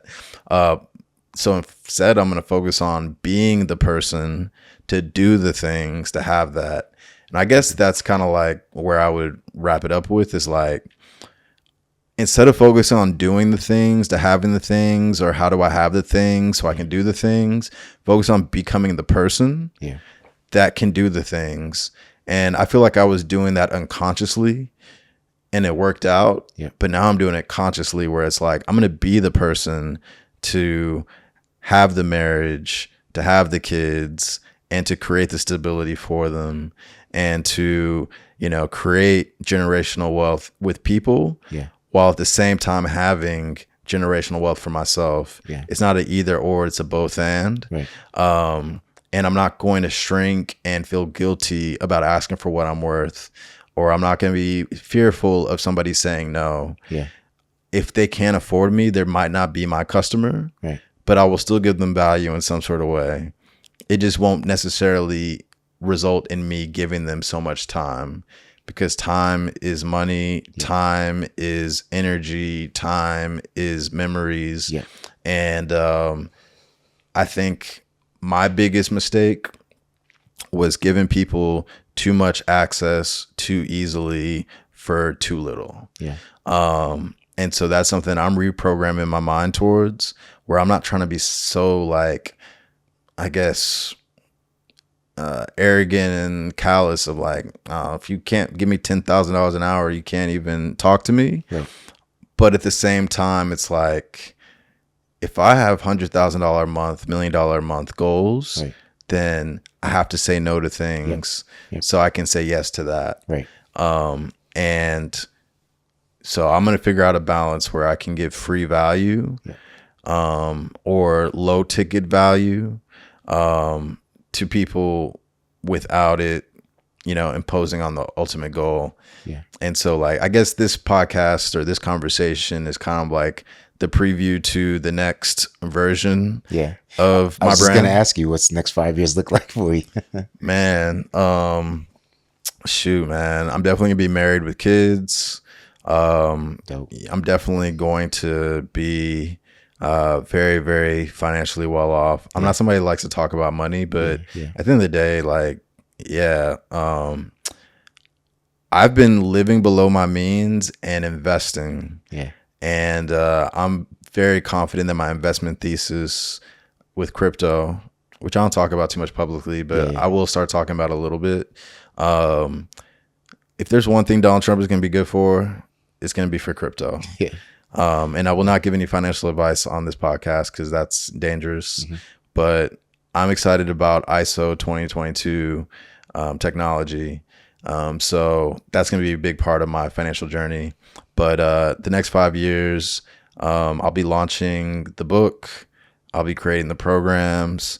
I'll be speaking on stages for a lot of money. Awesome. I'll be consulting brands and people for a lot of money, making them way more money. Yeah. Launching a podcast, Big Stage Energy, where I'll be interviewing conference organizers and professional speakers, putting together different types of products to help people get to where I'm at for different levels of income. And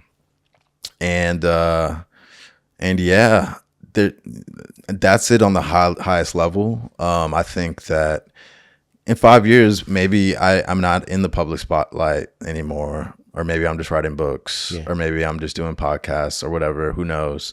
What does retirement like look for you? Are you looking to stay in the U.S.? Because you've been to 82 countries, bro.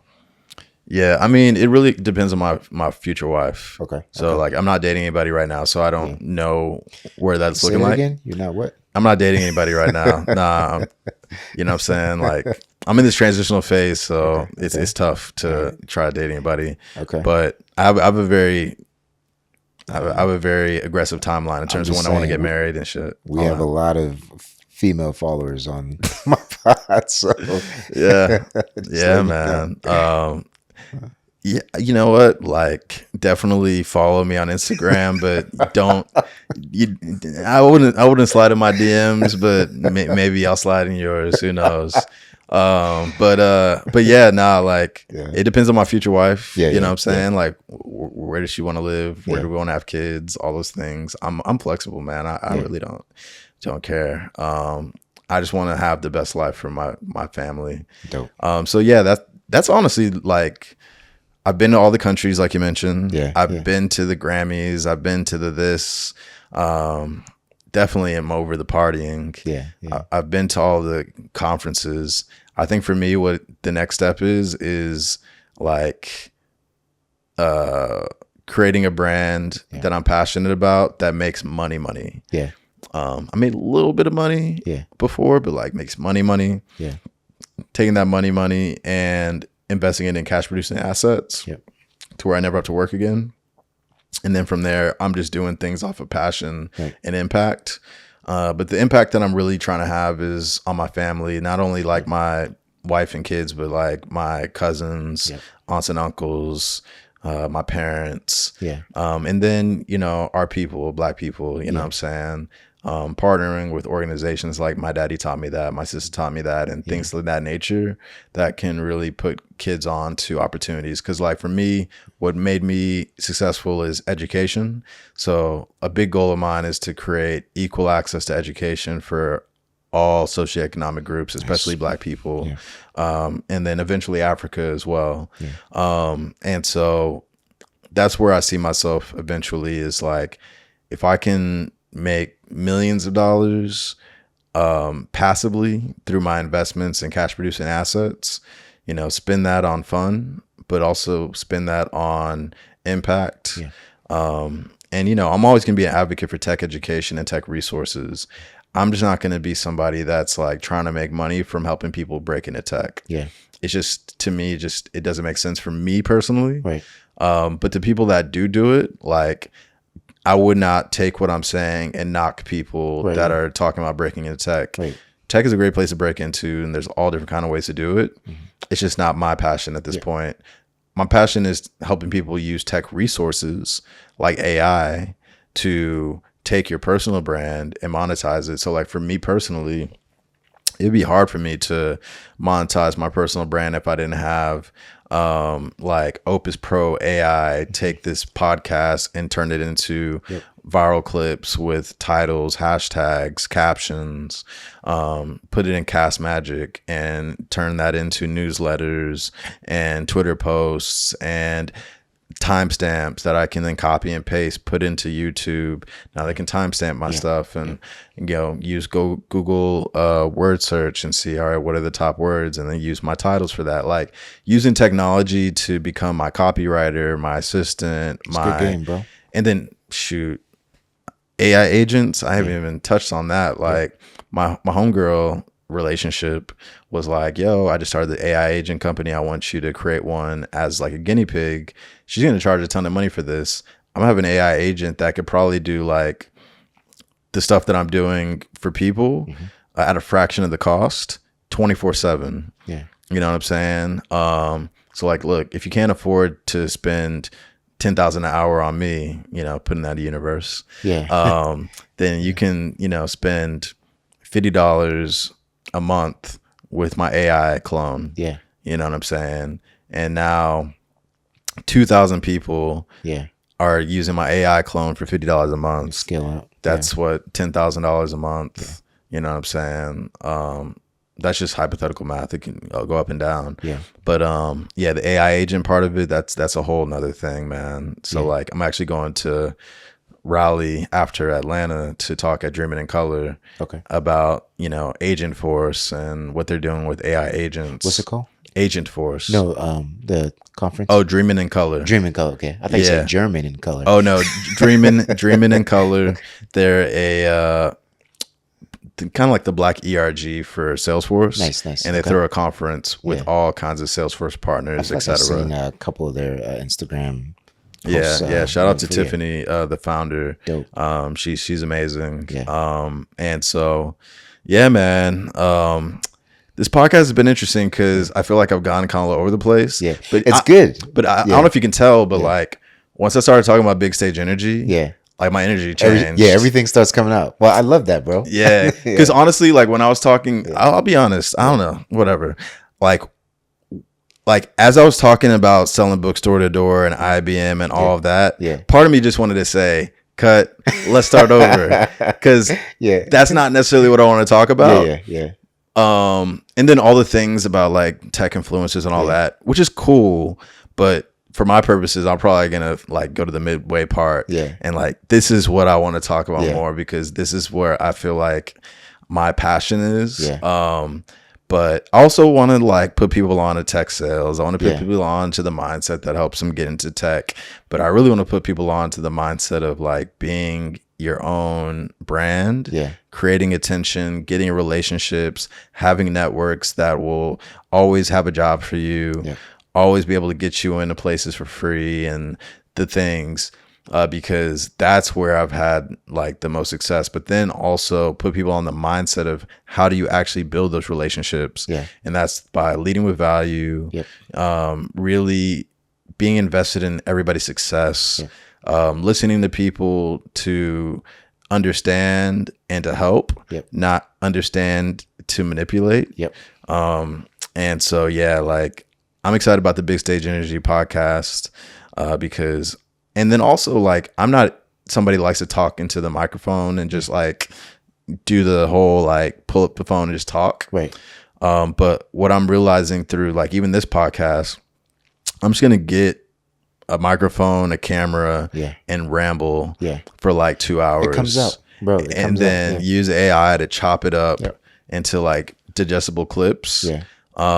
And that'll be how I start doing more Instagram content, because if you go to my Instagram now, or maybe like if you look at my feed 3 months from now, because that's probably when this comes out, I post a lot of speaker flyers, you know, quotes and different things, but I don't talk. But I feel like now that I have this new mission, that I'm excited about and I'm passionate about, and it's organic, I'm just gonna talk. And that's what I loved about Clubhouse is it wasn't any editing, posting. It was just me talking, and I'm pretty good at that. So now I have to figure out how do I do that on Instagram, but I figured it out. Just talk. It's not going to be on a stage with an audience per se. I guess I could do that on Instagram Live, but the quality of it doesn't look as good. But I mean, just going back on like what you said in regards to like the beginning half of the podcast, and then like the middle to like the latter parts, right? So it's kind of what I gained from it from the from Clubhouse, right? So there are people in all different walks of life that are listening to you, right? So I was in the early stages where what you were saying in the beginning, that's what I needed to hear in the beginning. So people who are in the sales role right now, like they feel like they're in dead end roles, like, man, I don't know what the hell to do here. Like, how is this going to help me transition to a higher paying career? They need to hear that. Because I used to work at Cutco, bro. I used to, be the one selling knives and all this stuff. I used to be that guy, door to door. And it used to kill me when I get the no's. But then that one yes, man, that was like my high for the week, man. But that's what I lived off of. And there are people who are doing that nowadays where that's their walk of life right now. And it may not, there may be some others who may fast forward to the other parts where you're talking about, how do you like brandish yourself to after you've had experience. After you get that experience. So all of what you said is giving you kudos, bro. It's important, bro. Somebody out there is gonna listen and be like, damn, I needed to hear that. So I appreciate that, man. I appreciate that.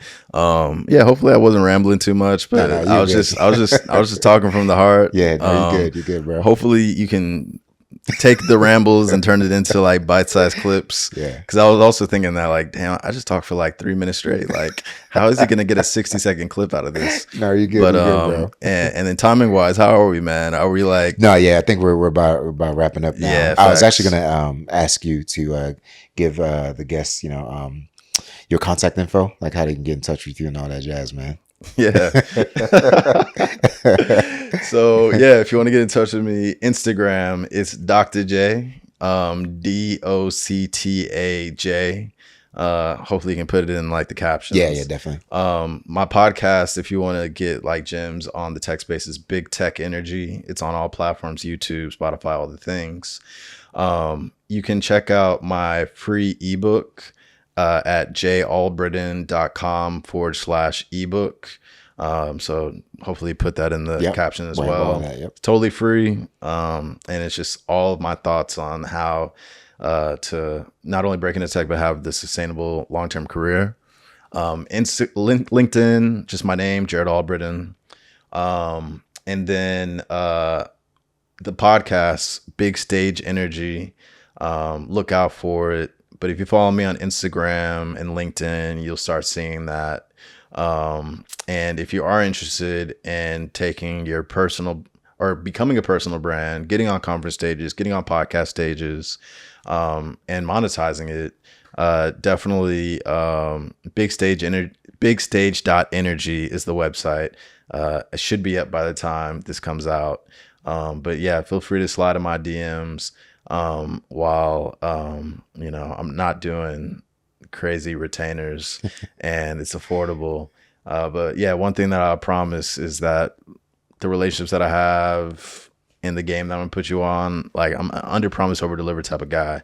So and if you are a conference and you're interested in getting more community partners, really great speakers, on-site podcasts, virtual conferences added to your thing, definitely hit me up as well. Or if you're interested in being on the Big Stage Energy podcast where we highlight conference organizers and founders, hit me up. So I guess the last link I would shout out, it's direct.me/big tech energy. That's all of my social media platforms, my podcast, stuff like that is all on one site. So Okay. check that out. Yeah, I was gonna say it's like a link tree almost. Yeah, it's like a Okay. link tree. Yeah. Okay, gotcha. Okay. Yeah, so yeah, we'll have all of Jarrett's information there. Just a big kudos again, bro. Like the guy's been on stage with billionaires, still very down to earth.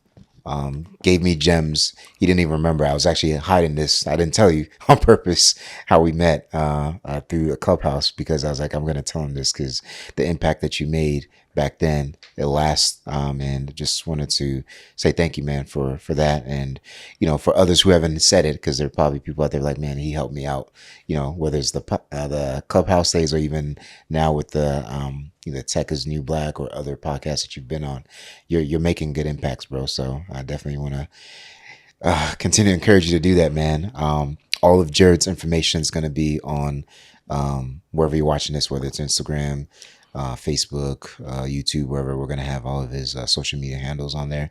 And if you have any additional questions, you can hit us up at africansintechnology@gmail.com. Again, it's africansintechnology@gmail.com. And then in addition, don't forget, Jarrett also has a whiteboard session that he's going to do where I think you guys would, I'm not going to spill it, go watch it. But it's definitely something that you guys would be interested in. And any other questions that you may have, just DM us and we'll get in touch with you. My name is Sahr Lebbie. This is Africans in Tech, where we're building bridges and shaping futures in tech. All right, fam.